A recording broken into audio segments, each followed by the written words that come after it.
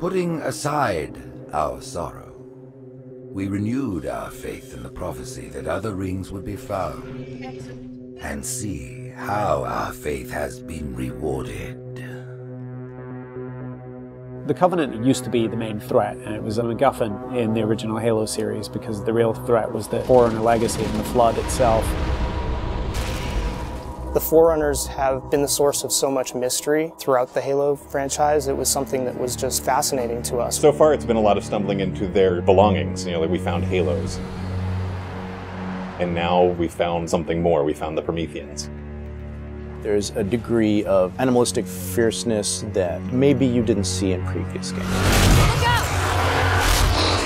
The conditions and the context are what pit a hero and antagonist against each other. For this game, we're going to get to see a lot of complexity to their civilization. From their worldview, what they're doing has to make sense. Trying to figure out ways to tell that story without interfering with the shooting aspect of it has been a really challenging thing. We've gotten glimpses of this Forerunner presence that was kind of always there, open as to whether it would ever erupt. And it did. We're trying to really take game systems and manipulate them and give them emotional coloring and context. We wanted to create something that could stand alone and be an enemy that is just as challenging, just as engaging as the Covenant has been in the past for Halo. A lot of that initial discussion was around if you had this incredibly evolved race and they were well beyond humanity, the Covenant, what would that look like?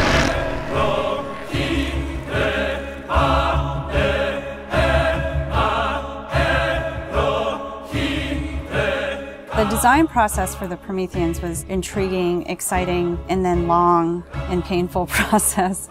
I think just because everyone was so invested in what they wanted out of them. How do you imply something strong, something vertical, something different? And how could we actually have a global logical language out of that Forerunner philosophy? Anybody who's played Halo goes, okay, Forerunners is the silvery angular stuff with blue lights across it.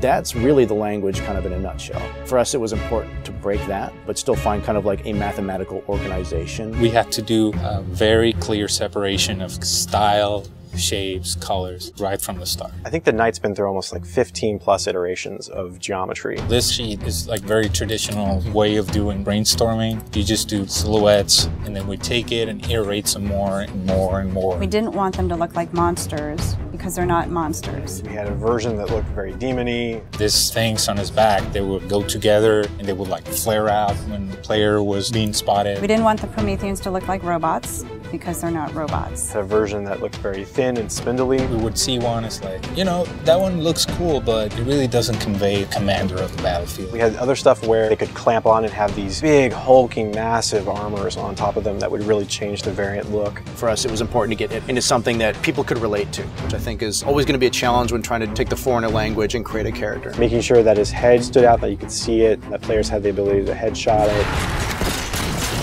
It falls also onto animation. They're able to bring these guys alive and make it feel believable and plausible and still be very fast and lethal. Locomotion didn't look heavy enough at one point, so we scrapped everything and did it all again.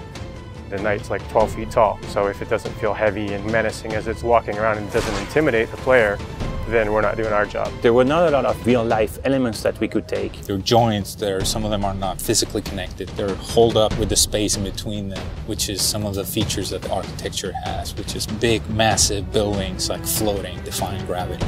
We wanted to keep some of that mystery and kind of the unknown in the characters as well. We even have the little micro driver arms in here, and then all the way to where we turn these layers off. We have the glowing skull. We thought it would be more of an impact if it's like a sarcophagus. It opens up and it's showing all this aggression. There's certain ways to approach fighting an elite with a group of grunts, and really what we wanted to do was change that up. The Covenant are tried and true. You know what you're going to get out of a grunt, you know what you're going to get from a jackal with his shield, the toughness of elites. Here are the brand new hooks to the sandbox. Prometheans are made up of the Knights, the Watchers, and the Crawlers. One of the big focuses for us in the design of the Forerunners was to have these different enemy classes that would be able to work together. Having this dissection so that when the player went into combat, he's sort of tactically evaluating which order to take guys out. They don't act independently of each other. You put any combination of them together, and the strategy you need to engage with them is really different. There are a variety of Knight classes. and each one of them is progressively more powerful. But your base knight actually starts just a little bit more powerful than an elite. But in addition to that, we wanted the knight to have his own set of traits and abilities. There's all kinds of these special features of each one of these characters that players haven't played in a Halo game before. You think about basic combat and counter design, a lot of the challenges designers face is how to introduce enemies. What would a Promethean do if it could bend time, space, form, matter? Knights can phase in out of anywhere. He's able to go where he needs to at any time, which is something the Covenant can't do. Heads up! Crawlers can walk on walls, walk on ceilings.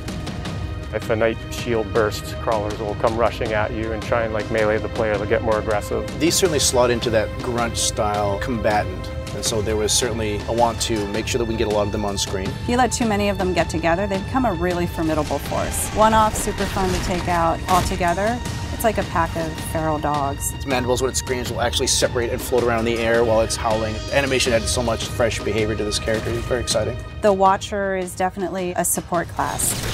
One of the things we wanted to do with the Forerunner characters was constantly have them mix up their tactics and make the player react to it. The Watcher is able to regenerate knights. One of the things we needed to do when the Watcher design was coming along was make sure that the Watcher would actually fit inside of the Knight. That bursts out and swap to the actual Watcher asset. The Watchers are aware if a knight's damaged, they'll protect them, they'll catch grenades, so they kind of coordinate their efforts. The Prometheans feel like the most advanced of the bunch. They're able to bring all of their technology and wisdom to the battlefield.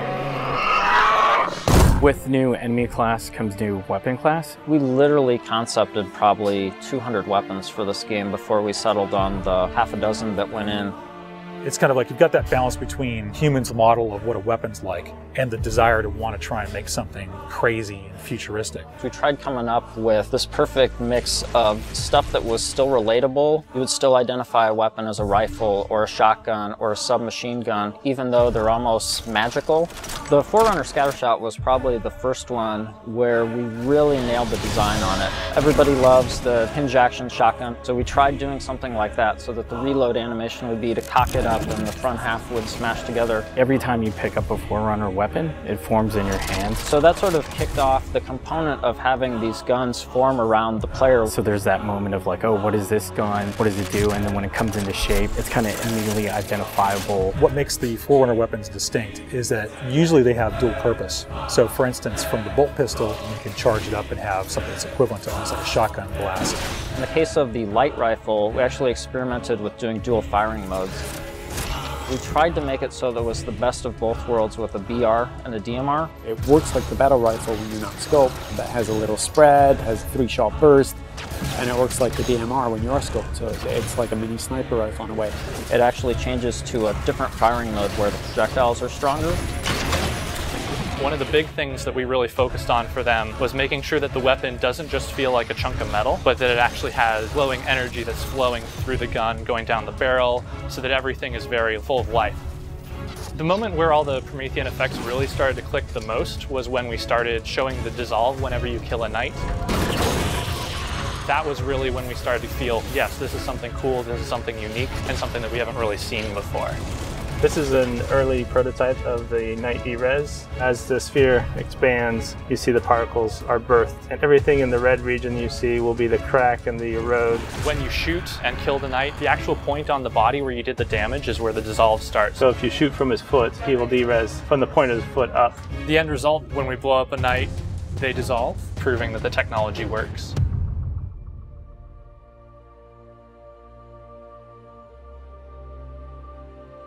I look at the changes that we're making, and it really feels like we're making a sequel to Halo 3. And that's exactly what we're setting out to do. We have the Covenant from previous games. We have the UNSC. We had all these things to take from, like, all right, we can make a new take on this, but we had zero information to some of this Forerunner stuff. We're not just on a Halo, we're on a whole planet now.